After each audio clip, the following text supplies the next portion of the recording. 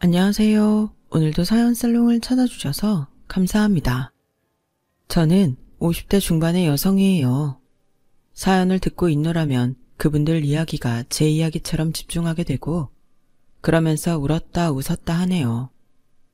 오늘은 저희 부부와 시댁 사이에서 있었던 일을 이야기하려고 해요. 저는 평범한 중산층 가정에서 자랐어요. 부모님은 제가 원하는 건 잘 들어주시고 두 분이 하실 수 있는 선에서 다 해주셨어요. 하지만 한 가지는 꼭 짚고 넘어가셨어요.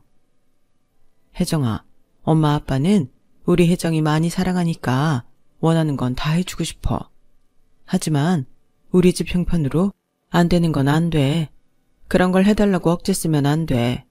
그리고 대학에 들어간 다음에는 네가 독립할 수 있도록 힘을 길러야 된다. 대학 졸업한 다음에는 엄마 아빠한테 손 벌리면 안 돼. 그때는 다 큰 성인이니까. 알았지? 저는 자연스럽게 대학 후에 독립한 저를 상상하며 자랐고 대학 졸업 후에는 회사에 들어가면서 집에 매달 일정 금액을 생활비로 냈어요. 당연히 그래야 한다고 생각했고요. 저희 부모님은 평생 성실하게 사시면서 재산을 모으셨고 그 덕에 아주 부자는 아니어도 노후는 걱정하지 않아도 됐어요. 평범해 보이지만 남에게 나쁜 짓 안 하고 정직하게 돈을 벌어서 모으신 부모님을 존경했죠. 저도 그런 가정을 꾸리고 싶다고 생각했고요. 처음 회사에 들어갔을 때 사귀게 된 남자와 그런 삶을 살 수 있으리라 막연히 꿈을 꿨어요. 하지만 그 사람은 저희 집이 너무 평범하다고 자기 부모님이 싫다고 했다며 일방적으로 헤어지자고 하더군요. 그것도 전화로요. 아니, 이런 이야기를 어떻게 전화로 해? 만나서 직접 얼굴을 보고 헤어지든 말든 해야지. 어차피 헤어진다는 말할 건데 만나면 뭐해? 괜히 시간 버리고 착각만 쓰지. 엄마도 이렇게 하랬어. 다시 볼 것도 아닌데 널 뭐하러 일부러 만나냐고. 이만 끊는다. 이게 2년간 사귀던 남자와의 마지막이었죠. 정말 열받고 어이없었어요. 생각해보면 그 남자는 매사에 엄마가 이렇게 하랬다. 엄마가 빨리 들어오랬다. 엄마가 사지 말라고 했다. 엄마를 입에 달고 살았어요. 그래, 초딩도 아닌데 엄마 하는 놈하고 살아서 뭐 할 거냐고. 분명히 결혼하고 밥그릇 개수까지 엄마가 시키는 대로 샀을 거야. 잘 헤어진 거야. 저는 그렇게 스스로를 위로하며 쓰린 마음을 달랬어요. 하지만 그 후로 좀처럼 남자를 사귈 수가 없었어요. 어째 이놈도 저놈도 다 마마보이처럼 보였고 자기가 버젓이 돈을 버는데도 부모님한테 돈을 더 타다가 차를 사거나 명품 옷을 사는 남자들도 있었거든요. 그런 사람을 보면 어쩐지 한심하게 느껴졌어요. 전 남자친구 일이 있어서 그런지 더 싫어하게 됐고요. 그러다가 30대 초반에 회사 동료 소개로 남편을 만나게 됐어요. 저보다 2살 많은 남편은 한심한 남자 부류가 아니었어요. 첫 만남부터 어쩐지 진중한 태도가 뭔가 있는 척하고 꺼불거리며 거들먹대는 남자들과는 달랐어요.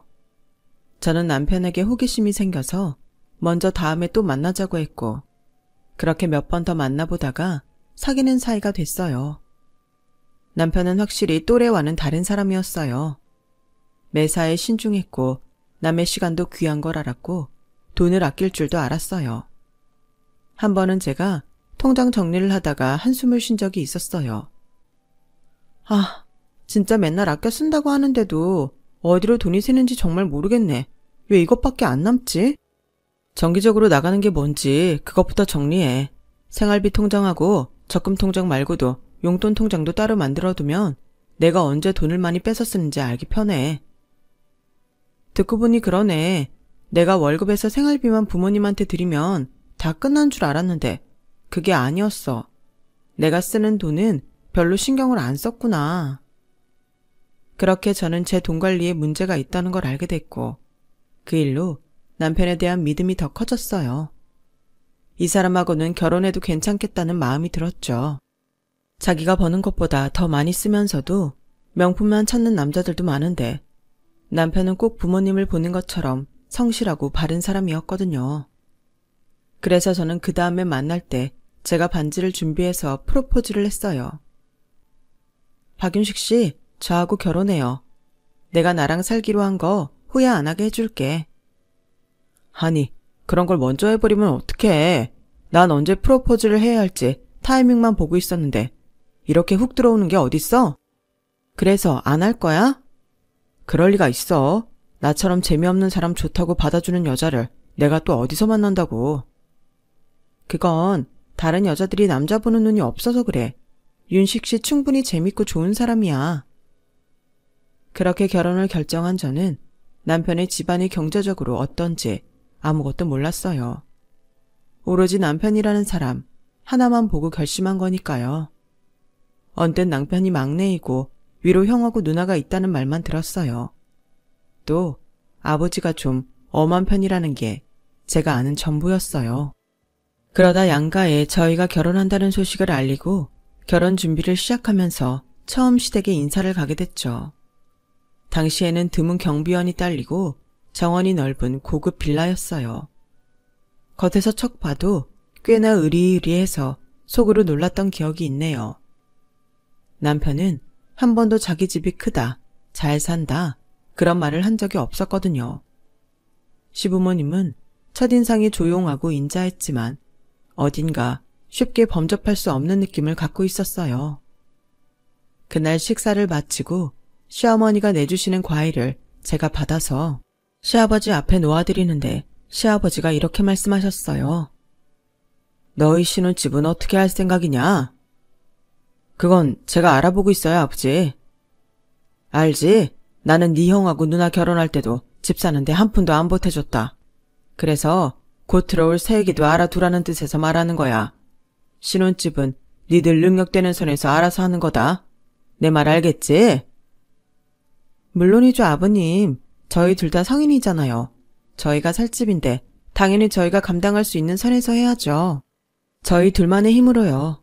어떻게 되든 윤식 씨하고 잘해볼게요. 저희 말에 시부모님은 의외라는 듯 눈이 휘둥그레지더니 이내 저를 보며 미소를 지었어요. 네 말이 맞다. 지금은 그 마음으로 젊은 시절은 할 수 있는 데까지 헤쳐나가보는 거다. 라며 시아버지는 웃으며 저를 바라보셨어요.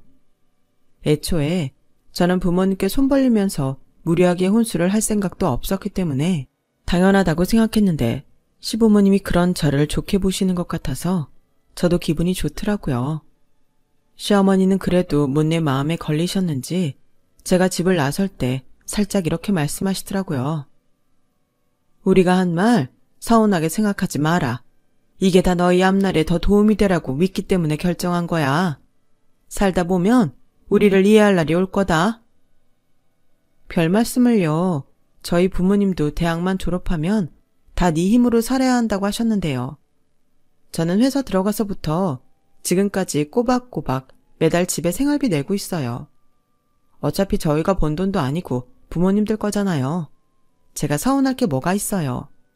윤식 씨도 돈도 균형 있게 쓸 줄 알고 쓸데없는 사치를 부리지 않기 때문에 결혼을 결심한 거예요. 아주 교육을 제대로 받았구나. 우리 윤식이가 처복이 있네. 라며 시어머니는 한층 더 얼굴이 밝아지셔서 저를 배웅하셨어요.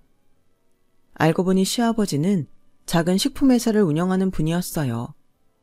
젊을 때 시아버지의 부모님이 파산한 후 대학을 그만두고 큰 재래시장 안에 있는 오래된 맛집에서 일을 시작하셨다고 해요. 일생 동안 한 번도 해본 적 없는 일들이고 그때까지 쓸 줄만 알고 사셨기 때문에 모든 게 너무 힘드셨다고 해요. 하지만 시아버지는 맛집 사장님인 할머니가 돈을 벌고 관리하는 것과 음식 재료는 아끼지 않고 쓰면서 인심 좋게 베푸는 걸 보며 많은 걸 배우셨다더군요. 거기서 주방 청소하고 채소 다듬는 것부터 시작해서 오만 굳은 일 안 해본 게 없다고 하셨어요. 그렇게 열심인 시아버지에게 맛집 할머니가 자식들한테도 알려주지 않는 비법을 시아버지한테 알려주셨고 그걸 바탕으로 시아버지는 오늘과 같은 회사를 만드셨다고 해요. 작지만 음식 맛으로는 어디에도 뒤지지 않는 곳이라고 했어요. 시아버지는 본인이 겪으셨던 일 때문에 자식들이 훗날 어려움에 처하더라도 잘 이겨낼 수 있도록 엄격하게 철칙을 세우셨던 것 같아요. 하지만 저희 마음에 드는 신혼집을 구하기는 생각했던 것보다 더 어려웠어요. 아무래도 서울은 무리라는 생각에 저희는 남들처럼 서울의 20여 평 아파트, 이런 기준을 다 포기하고 서울과 가까운 경기도에 지은 지 얼마 되지 않은 작은 아파트를 전세로 구했어요. 집을 계약하고 난 다음에 얼마나 뿌듯했는지 몰라요. 윤식 씨, 여기가 우리가 앞으로 살 곳이야. 이 아파트 단지 놀이터 봐. 너무 괜찮지 않아? 우리 애들이 여기서 뛰어놀 게 막 상상이 돼. 그래, 우리 여기서 잘 살고 돈 모아서 더 넓은 데로 이사 가자. 남편도 저만큼이나 신이 나서 흥분해 있더라고요.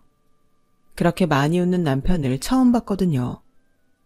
지금 생각해도 그때 틈만 나면 집에 물건 하나하나 닦고 예쁘게 장식하고 오만대 다 광내며 쓸고 닦느라 애썼나 몰라요. 순전히 저희가 번 돈으로 마련한 집이었기 때문에 더 그랬던 것 같아요. 저는 남편도 시부모님도 이렇게 저랑 잘 맞고 반듯하니까 남편 형과 누나도 그럴 거라고 막연히 생각했어요. 하지만 두 사람은 영 딴판이었어요. 저희가 결혼하고 처음으로 시댁 식구들과 한자리에 모였을 때였어요. 그때 아주버님이 대뜸 이러더라고요. 아버지, 이제 우리 집 사줄만 하지 않아요? 애들도 점점 커가고 저 직장도 서울 한복판인데 언제까지 경기도 변두리에 살 수는 없잖아요. 아시다시피 지금 제 능력으로는 서울에 집 구하기 힘들어요. 그러니까 아버지가 좀 해주세요. 난 그럴 생각이 없다. 니네 집 사줘야겠다고 생각한 적 한 번도 없다고. 너 나한테 맡겨놨냐? 아주 내놓으라는 식으로 말하는구나. 제가 자식인데 이 정도 말도 못해요. 그리고 아버지 손주들 좋은 학교 보내야죠. 둘 다 사립초등학교 보내야 하는데 아버지가 이렇게 비협조적을 하시면 어떡해요? 내가 손주들 교육까지 책임져야 되는 거냐? 난 아무 상관 안 할 테니까 니네 알아서 해. 어떤 학교를 다니든 자기들 할 탓이다. 그러자 형님이 불만 가득한 표정으로 아버님, 솔직히 저희 지금 사는 집도 친정에서 돈 보태줘서 한 건데 이제는 좀 도와주세요. 솔직히 이 사람 결혼할 때도 집도 안 사준다고 하셔서 다들 결혼하지 말라고 했어요. 그런 시댁이 어딨냐고요. 저 친정 부모님 볼낯이 없어요. 제가 이 사람하고 살면서 아무 덕 본 것도 없고 이게 뭐예요? 결혼을 누구 덕 보라고 했냐? 난 그런 생각하는 며느리는 싫다. 시아버지가 강하게 나오자 아주버님은 아주 욱하더군요. 아니, 그럼 지금 저보고 이혼이라도 하라는 거예요. 어떻게 자식한테 그런 말을 하세요? 그만큼 내 뜻은 변하지 않는다는 말이야. 니들 능력에 맞게 살아야지. 애들 교육을 처음부터 무리하게 하다 보면 나중에 빚만 느는 건 당연한 거 아니냐. 시어머니는 아무 말도 안 하고 계셨지만 표정으로 시아주버님과 형님 편을 들지 않는다는 걸 보여주셨어요. 두 사람은 불만이 가득한 얼굴로 앉아있다가 밥만 먹고는 쌩안이 가버렸어요. 저는 내심 그래도 손주들 교육도 있고 아들이 출근하기 힘드니 좀 도와주시지 않을까 했는데 전혀 아니었어요. 그건 시누이한테도 마찬가지였고요. 시누이도 결혼할 때 자기가 모은 돈만큼만 혼수를 해서 가져갔다고 해요. 그리고 그게 속에 맺혔는지 시부모님 댁에만 오면 자기한테 뭘 해줬냐며 따지고 든다고 하네요. 아주버님이 집 사달라고 했던 날도 그랬고요. 내가 뭘 했어, 오빠. 엄마랑 아버지 찔러도 피 한 방울 안 난다고 했잖아. 뭘 바래? 라며 싸늘하게 시부모님을 바라보던 눈빛이 잊혀지지 않아요. 물론 부모님이 너무 엄하게 하시면 섭섭하고 화도 나겠지만 그래도 저는 너무 차갑게 쳐다보니 무섭기도 했고 제가 처음 간 건데 그렇게까지 해야 하나 싶었어요. 그러다가 몇 개월 후 저는 임신을 하게 됐어요. 첫 아이를 가졌다고 하니 양쪽 집 부모님들은 다들 너무 좋아하셨고 남편도 정말 많이 기뻐했어요. 하지만 아주버님과 시누이는 오히려 빈정대기만 했어요. 재수 씨네가 사는 아파트가 저희 아파트보다 전세 비싼 거 알아요? 그렇게 서울에서 더 가깝고 신축인데 사니까 우리가 그날 아버지한테 그런 소리를 듣는데도 요만큼도 도와줄 생각을 안 했겠지. 올케는 아무리 우리 부모님한테 잘 보이고 싶어서 그랬다고 해도 좀 너무했어. 오빠가 그렇게 당하는데 어떻게 자기 일 아니라고 입 딱 닫고 표정 하나 안 바뀌어?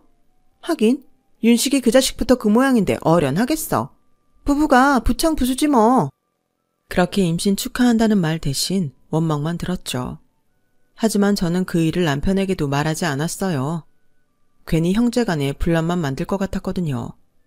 그런 얘기 새겨 들을 것도 아니고 저만 듣고 흘리면 됐으니까요. 그리고 제가 임신 6개월이 되었을 때 시아버지 생신이 됐어요. 시어머니는 괜히 밖에서 비싼 거 먹고 돈 쓸 거 없이 집에서 도우미 아주머니하고 음식을 다 하신다며 그날 음식 다 하고 집으로 오라고 하셨어요. 아무리 그래도 결혼하고 첫 시아버지 생신인데 며느리가 어떻게 아무것도 안 하고 있겠어요. 저는 준비했던 선물하고 이것저것 장을 봐서 일찌감치 시댁에 갔어요. 그랬더니 시어머니는 놀라셔서 저한테서 짐을 받아 놓고는 얼른 저를 소파에 눕게 하셨어요. 얘는 힘들면서 왜 이렇게까지 하니? 이러면 내가 미안하잖아. 괜히 집에서 하는 것 같고. 아니에요, 어머니. 당연히 일찍 와서 도와드려야죠. 아니다. 네 시아버지 식성은 내가 제일 잘 알잖니. 넌 그냥 여기 가만히 누워있다가 주는 대로 먹기나 해. 그러시고는 저한테 물이며 과일이며 내다 주시고 편한 마음으로 쉴 수 있도록 해주셨어요. 저는 죄송해서 시어머니가 도우미 아주머니와 일하시는데 기웃거리다 다 된 음식을 한쪽에 놓거나 예쁘게 담는 거랬죠. 그렇게 저녁 식사 시간이 됐고 시아버지도 집에 오셨어요. 남편도 1시간 먼저 퇴근해서 왔고요. 그런데 아무리 기다려도 아주버님과 시누이 가족이 안 오는 거였어요. 얘들이 오늘 무슨 일이 생긴 건가? 아니면 사고라도 난 거 아니야? 시어머니의 걱정에 저는 먼저 시누이한테 전화를 했어요. 아니, 우리한테 한 푼도 안 내놓는 노인네한테 가서 뭐해? 나 우리 영준이 밥 먹여서 영어 과외해야 되니까 올케가 알아서 하든가. 라더니 일방적으로 전화를 끊고는 다시는 받지 않더군요. 황당했지만 일단 진정하고 이번에는 아주버님한테 연락을 했어요. 내가 거기를 어떻게 갑니까? 아버지가 한 푼 안 도와줘서 대출 있는 대로 땡겨서 이사하게 생겼는데 돈 벌어야죠. 아니, 아무리 그래도 1년에 한 번이는 아버님 생신인데요. 그런데 어느새인가 제 근처에 와서 통화를 듣던 시아버지가 제 손에 든 핸드폰을 달라고 하시는 거였어요. 할 수 없이 제가 핸드폰을 건네드렸죠. 그래, 내가 집 안 사줬다고 못 오겠다 그거지? 그러면 그렇다고 네 엄마랑 통화할 때 말하지 그랬냐? 너네 엄마 니들 다 오는 줄 알고 하루 종일 음식점만 하느라 얼마나 힘들었는지 알아? 그러자 핸드폰 밖으로 아주버님 목소리가 크게 새어나왔어요. 그러게, 나가서 먹지 집에서 뭔 궁상이에요. 맨날 자기들이 좋아서 그렇게 살면서 왜 나한테 뭐라고 그래요?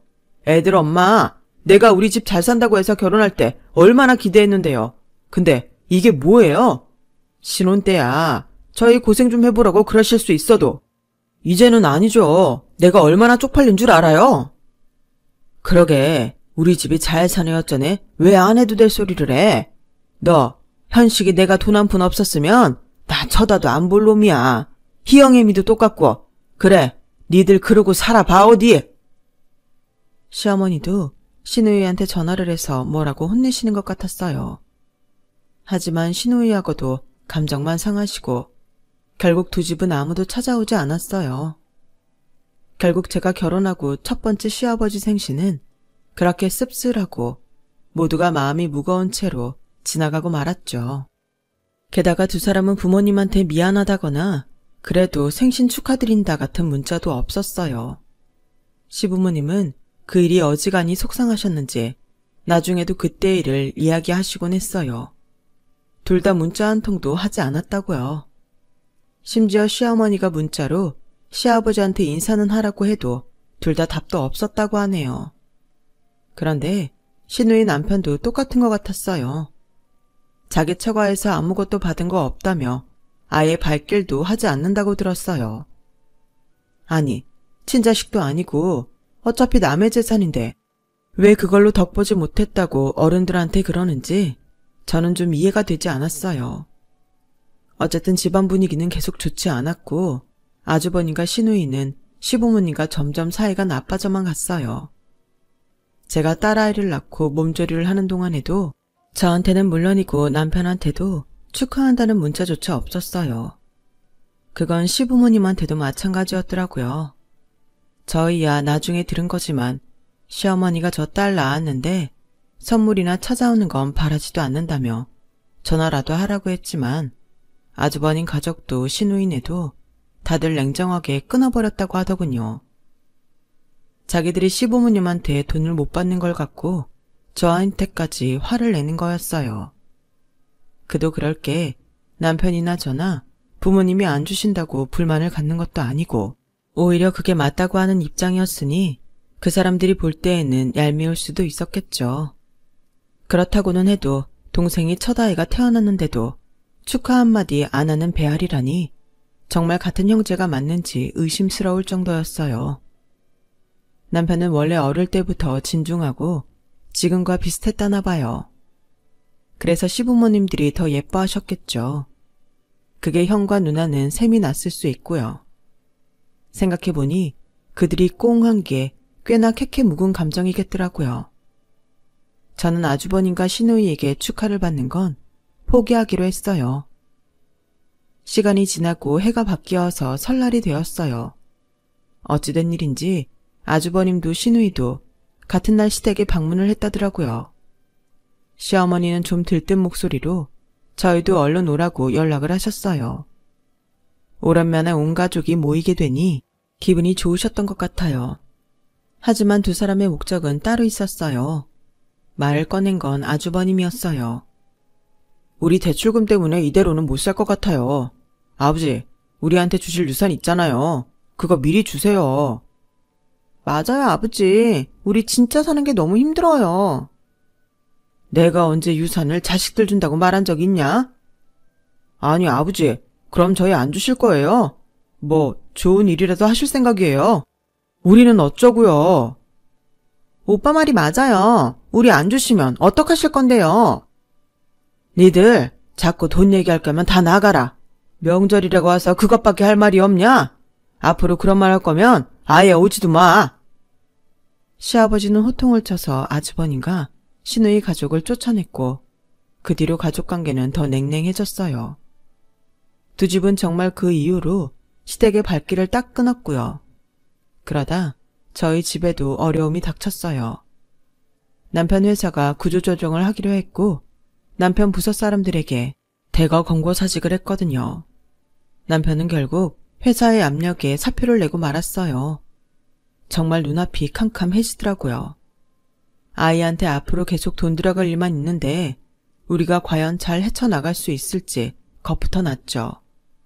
하지만 남편은 언제나 그랬듯이 묵묵히 진중하게 새 일자리를 알아봤고 그러면서 자기가 할 수 있는 알바는 뭐든지 하기 시작했어요. 택배에 대리운전에 정말 굳은 일 마다 않고 다 하더라고요. 저도 가만히 있을 수는 없어서 다른 집 아이들을 봐주기 시작했어요. 아이하고 떨어지지 않으면서 할 수 있는 일은 그것밖에 없었죠. 사실 친정 부모님한테라도 이야기해볼까 했지만 남편이 시댁에 말 한마디 없이 매일 힘든 일을 하러 나가는 걸 보면 저도 입을 다물게 됐어요. 제가 계속 양쪽 집 부모님한테 말이라도 해볼까 망설이고 있자 남편은 그런 제 마음을 눈치채고 말했어요. 우리 결혼할 때도 우리 입만으로 다 해냈잖아. 이번에도 그럴 수 있어. 나 믿고 기다려줘. 알아. 당신 믿지. 왜 안 믿어? 당신이 너무 힘들어 보이니까 마음이 흔들리긴 해. 그러니까 건강 잘 챙겨야 돼. 당신 쓰러지면 끝이야. 걱정 마. 나는 슈퍼맨이라니까. 남편은 평소 하지도 않던 농담까지 하며 제 기분을 풀어주려고 했고 저도 그 마음이 느껴져서 같이 웃고 말았어요. 남편은 밖에서 아무리 힘들어도 집에 와서 화내는 법이 없었고 그 힘든 시간에도 늘 전처럼 한결같았어요. 그런 남편이 저는 너무 믿음직스러웠죠. 저희가 서로를 위하고 힘주면서 지내는 때에 어디서 들었는지 아주버님이 남편이 권고사직을 했다는 말을 듣고 연락을 해왔어요. 그런데 어떤 위로도 없이 빈정거리는 말뿐이었어요. 윤식이 너 아버지 흉내내고 고든 척하더니 회사 쫄딱 망해서 쫓겨났다며? 너 그런 힘든 일을 해도 아버지 안 도와주시지? 그러게 왜 우리 편 안 들고 고고한 척해서 그런 꼴을 당하냐? 정신 차려 임마. 할 말 다 했으면 끊어. 난 형한테 할 말 없어. 라며 남편은 아예 상대도 하지 않고 전화를 끊어버렸어요. 신우이는 예전이나 다름없이 전화 한 통 없었고요. 그러던 어느 날 제 몸에 이상이 느껴졌어요. 자꾸 피곤하고 목 임파선 부위가 붓는 것 같고 그렇더라고요. 밖에서 힘들게 고생하는 남편 걱정할까봐 몰래 혼자 병원에 갔죠. 그랬더니 의사는 너무 뜻밖의 말을 하더라고요. 갑상선 종양이 있는데 선종일 가능성이 커요. 그래도 수술을 해서 조직검사를 해보는 게 가장 좋습니다. 가능한 빨리 수술 날짜 잡으시죠. 엎친데 덮친다고 왜 이럴 때 몸에 이상이 생긴 건지, 그것도 왜 종양이 있는 건지 저는 괜히 모든 게 다 원망스럽더라고요. 혼자 감당하기에는 너무나 큰 문제였고 누구한테라도 위로를 받고 싶었어요. 그래서 결국 남편한테 털어놓고 말았죠. 너무 미안해. 내가 일만 하다 보니까 당신 아픈 것도 모르고. 내가 회사만 안 잘렸어도 당신이 스트레스 안 받고 아프지도 않았을 텐데 정말 미안해. 아니야. 그런다고 다 아픈가? 아니잖아. 내가 당신 보고는 건강하라고 해놓고 내 건강은 못 챙겼어. 당신이 혼자서 처자식 먹여 살리겠다고 얼마나 노력하는지 다 알아. 나 진짜 괜찮아. 일단 수술 빨리 하고 조직검사 해보면 된대. 그리고 수술날 남편과 함께 병원에 갔죠. 아이는 잠깐 친정엄마한테 와달라고 해서 봐주기로 하셨고요. 그렇게 떨렸는데도 남편이 옆에 있으니까 마음이 편해지더라고요. 시부모님들도 굉장히 걱정해 주셨고 수술 받고 하루 입원했는데도 두 분이 다 오셔서 위로해 주셨어요. 저는 수술 경과는 아주 좋았고 조직검사 결과를 보기 위해 한 달 뒤에 병원에 다시 오라는 말을 들었어요. 그 무렵 시댁에서 증조부님 제사가 있었어요. 아무리 서로 안 보고 사는 아주버님과 시누이지만 전에는 제삿날에는 왔기에 이번에도 그럴 거라고 생각했어요. 시어머니는 제가 아예 부엌 근처에 얼씬도 못하게 하시고 도우미 아주머니와 둘이서 그 많은 음식을 다 하셨어요. 그런데 제사 시간이 가까이 다가오는데 아무도 오지 않더라고요. 저는 결국 전화도 잘 하지 않던 형님한테 연락을 했어요. 그런데 제 전화를 받자마자 끊더니 그 다음부터는 핸드폰이 꺼져 있다는 말만 나오는 거였어요. 저는 어쩔 수 없이 아주버님한테 연락을 했어요.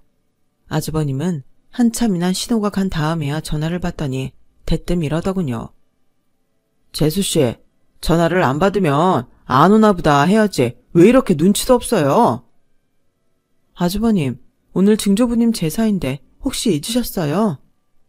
저 회사에서 일하는 사람이에요. 윤식이처럼 잘려서 막노동이나 하는 한가한 사람 아니라고요. 우리 집사람도 애들 보랴 문화활동하랴 바쁘다고요. 재수씨는 어디 나가지도 않잖아요. 그냥 재수씨가 옆에서 엄마 도와주세요. 듣자 하니 뭐 어디 아프다고 잘하던 놀이방도 내팽개쳤다면서요. 아니, 안 오시면 안 오신다고 하면 되지. 왜 제가 아픈 것까지 걸고 넘어지세요? 아프긴 뭐 아파요. 선종이라며요. 우리도 다 들었어요. 뭐 요즘 좀 어렵죠? 그런데 수술까지 했으니 돈이 엄청 쪼들리시겠네. 우리도 많이는 못 보내고 한 3만 원 보낼 테니까 윤식이랑 둘이서 알아서 부모님이랑 제사 지내요. 아니 아주버님, 그걸 지금 말이라고 하세요? 누가 3만 원 받자고 와서 제사를 드립니까? 너무 화가 나서 저도 모르게 소리를 버럭 질렀어요. 아픈 데다가 약 때문에 호르몬 문제도 있어 예민해진 상태라 평소에는 잘 넘어가던 일도 화를 내게 됐거든요.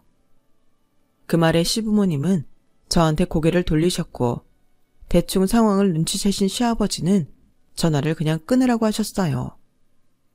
시어머니는 고개를 절레절레 흔들며 부엌으로 도로 들어가셨고요. 저는 얼른 부엌에 따라 들어갔죠.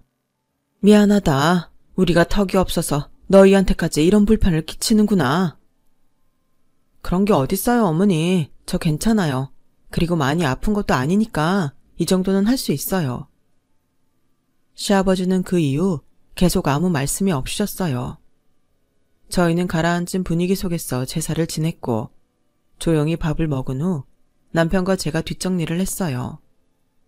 시누이는 그때까지 전화도 안 받고 연락도 없었고요. 저희가 정리를 다 마치고 집에 가려는데 시아버지가 스피커폰으로 시누이한테 전화를 하더군요. 밤 12시가 넘어 전화를 하니 그제야 시누이는 전화를 받았어요. 아, 진짜 왜 다 잘 시간에 전화를 해요? 너 2번 다시 내 앞에 나타나지 마. 내가 당장 죽어도 장례식장에도 오지 마. 나 회사 망해서 내 앞에 남은 거 하나 없으니까 절대 발걸음하지 마. 이 나쁜 놈들. 시아버지는 울분에 차서 마지막 말씀을 하시고는 전화를 끊으셨어요. 듣자 하니 시누이는 대학 때 미대를 다녀서 돈을 엄청 많이 썼다고 해요. 시부모님은 대학원까지 자식들이 부족함 없이 다니도록 용돈부터 모든 걸 다 챙겨주셨다는 거예요. 저는 시아버지가 대학 때부터 아예 돈을 안 주신 줄 알았는데 그것도 아니더라고요. 시누이는 원래 끈기가 없어서 이거 한다고 했다가 금방 다른 거 하고 또 관심이 시들면 다른 걸로 옮겨갔대요. 그 모든 걸 묵묵히 다 뒷받침해 주신 게 시부모님들이고요. 시누이는 안 해본 클래식 악기가 없고 심지어 무용까지 배웠다고 해요. 그런데도 결혼하고 애까지 낳아서 돈 안 준다고 저렇게 막 나가니 시부모님들도 얼마나 억장이 무너지실지 정말 상상도 안 됐어요. 그리고 며칠 후에 시아버지께서 갑자기 저희 집에 오셨어요. 시아버지는 딸아이를 꼭 품에 안으시고는 말씀하셨어요. 네가 고생이 많다. 막내인데도 큰아이 몫을 네가 하니 얼마나 힘드냐. 그래도 너랑 윤식이가 있어서 위로를 받는다. 저 하나도 안 힘들어요. 그리고 제 병도 별일 없을 거예요, 아버님. 윤식이 회사 그만둔 거라도 빨리 말하지 그랬냐. 그 사람도 부모님한테 손 벌리기 싫다고 어떻게든 자기가 혼자 해본다고 했고 저도 그러고 싶지 않았어요. 고집 세고 답답해 보이실 수도 있는데 여차하면 친정 부모님한테라도 말하려고 했지만 그 사람이 자기가 잘 해낼 수 있다는데 믿어야죠. 그리고 진짜 믿고 있어요. 시아버지는 제가 하는 말을 묵묵히 들으시고는 고개를 끄덕이셨어요. 그리고 딸아이한테 옷을 사주시겠다며 데리고 나가셔서 이것저것 많은 걸 사서 다시 데려오셨죠.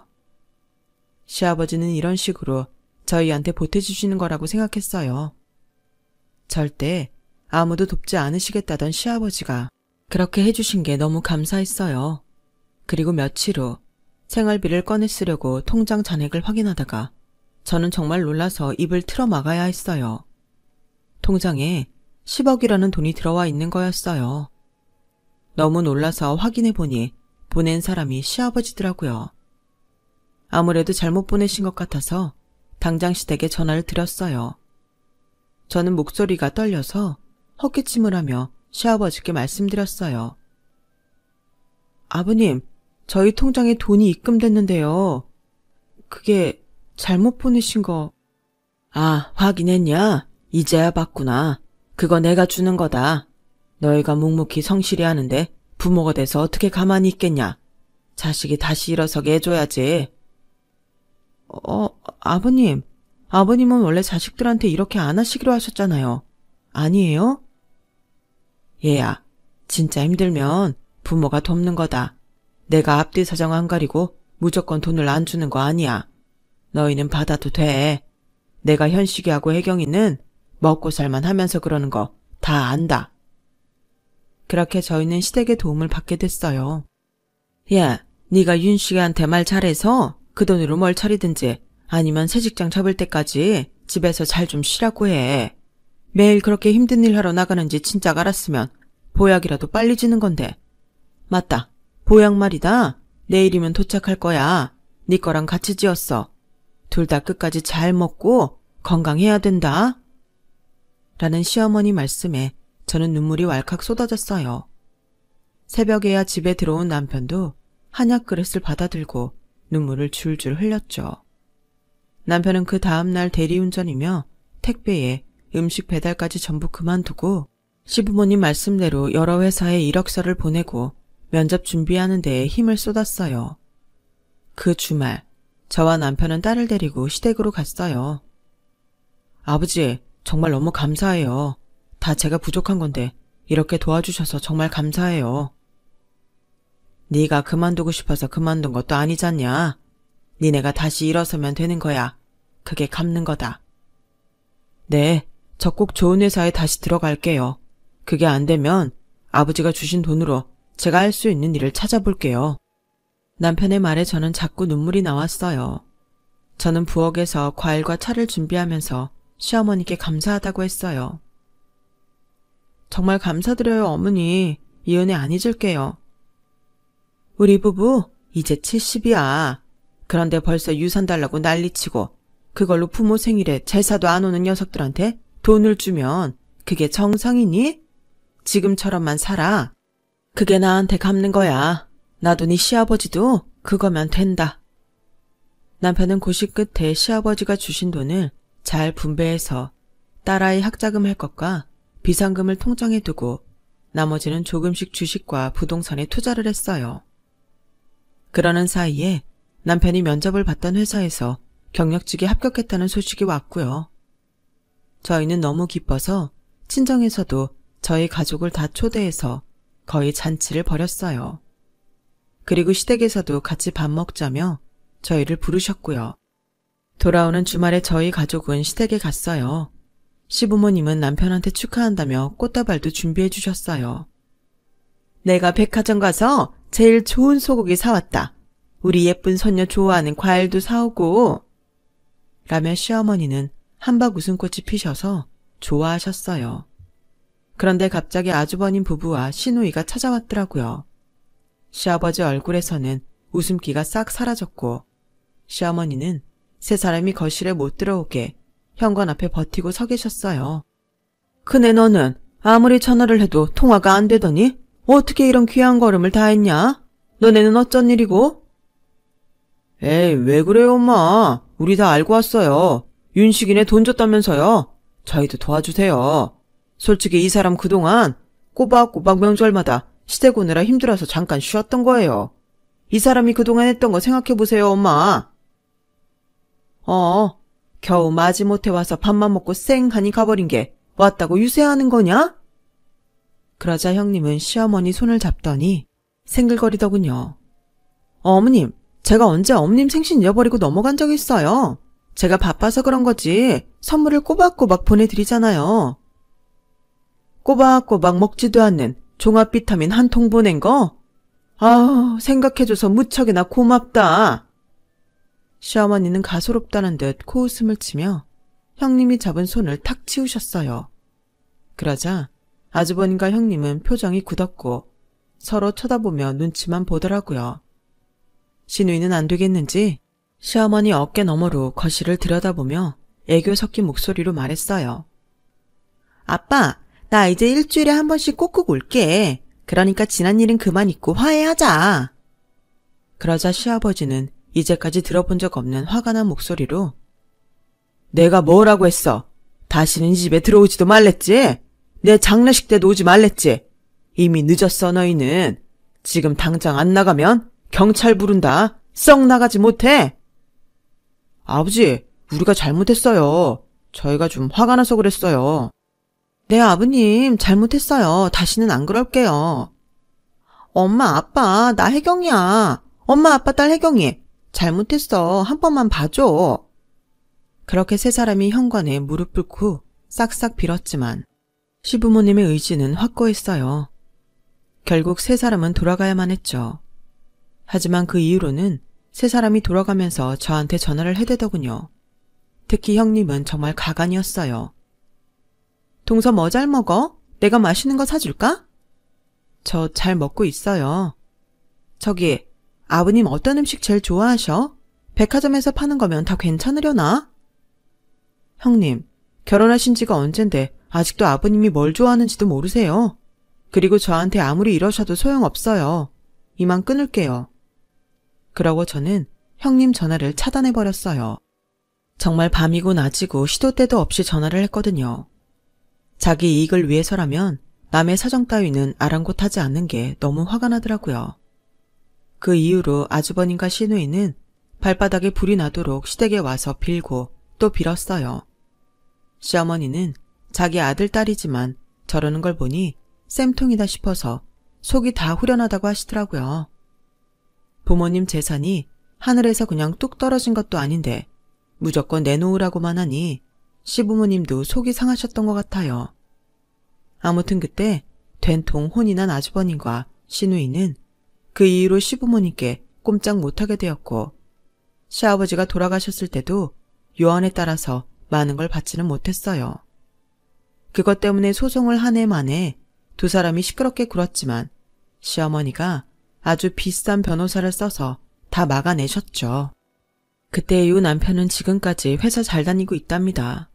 저도 그때 수술한 종양이 다행히 악성은 아니었지만 추적이 필요하다고 해서 계속 정기적으로 검진받고 있고요. 저희는 그 뒤 딸을 또 낳았고 지금은 네 식구가 단란하고 즐겁게 잘 살고 있어요. 시어머니도 아직 건강히 잘 지내고 계시고요. 딸아이들이 할머니를 얼마나 좋아하는지 셋이서 정말 질투날 정도로 사이가 좋다니까요. 제 이야기는 여기까지예요. 긴 이야기 들어주신 분들 다들 행복하시고 특히 건강하시길 바랄게요. 건강이 정말 최고예요. 감사합니다. 여러분, 사연 댓글에 응원과 현명한 조언 부탁드려요. 좋아요와 구독은 저에게 큰 힘이 됩니다. 오늘도 좋은 일 가득하세요.